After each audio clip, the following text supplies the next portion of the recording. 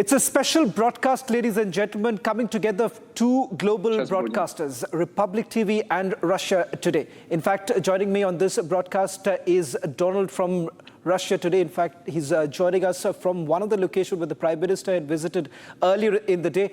Donald, thank you very much for joining us on this broadcast. Let me first straight away begin by asking you the big takeaways of the bilateral talks that have taken place. West and many others would really want to know what is it that both the leaders have discussed as far as Russia-Ukraine war is concerned. Well, I think, of course, the big takeaways are going to have to do with how the West perceives this meeting. I mean, it is the first meeting that Narendra Modi has decided to make in terms of overseas diplomatic visits since he was re-elected. Of course, it's something that Russia has welcomed with open arms, and probably a lot of people in the West, specifically in the United States, are a bit, jealous of, one might even say.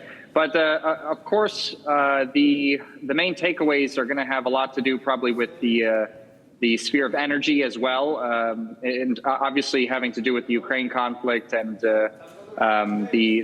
terrorism, combating terrorism, because obviously ISIS-K is a big threat to Russia as well as in India as well. I mean, of course, we saw the Crocus City Hall massacre take place, the tragic terrorist attack that took place in Moscow this year. So obviously, Russia's definitely more than willing to cooperate with India in the sphere of anti-terrorism in the region, not just in the two individual countries, because a lot of these terrorist operations are, of course, taking place on the territory of Afghanistan. And one thing that Vladimir Putin actually mentioned at the earlier summit last week of the Shanghai Cooperation Organization is that the Taliban that's now in power in Afghanistan is likely going to be a great asset in the fight and in the war against terrorism in the region, because its interests are actually opposed to those of ISIS-K operating there. So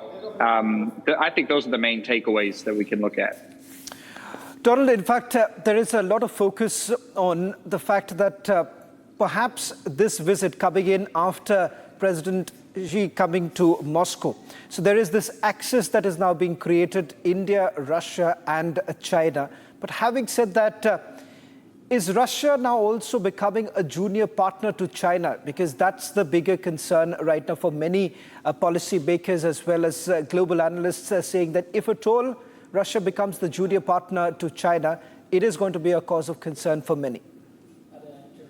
Well, I don't think that's something that has to be worried about right now, especially because in terms of the difference in how Russia-China relations are run, as opposed to, for example, the way the West conducts its foreign policy relations with other countries, right? It's multipolarity, it's multipolar foreign relations between countries based on mutual respect and mutual cooperation. This is time and time again what Chinese leaders talk about when they talk about relations with Russia, and vice versa. So I think what we're looking at, the emergence of, well, you mentioned an axis of Russia, China, India. I would say that's probably the axis of main powers in the emerging multipolar world that we're seeing as of late. And that, I think the relations we're seeing between these major powers in this new emerging bloc that's outside of the West is one completely different from what we've seen during the unipolar era,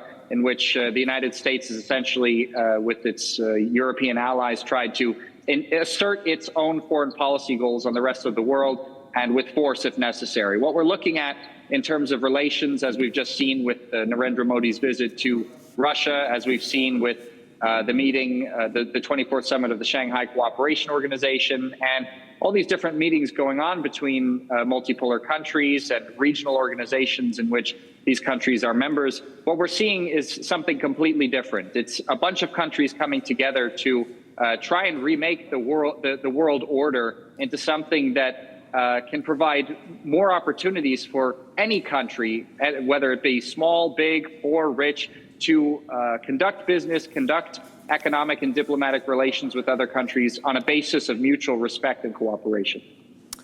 Well, in fact, thank you very much, Donald, for joining us on this broadcast. Many would say that this is a result of pragmatic diplomacy with both the nations have engaged in.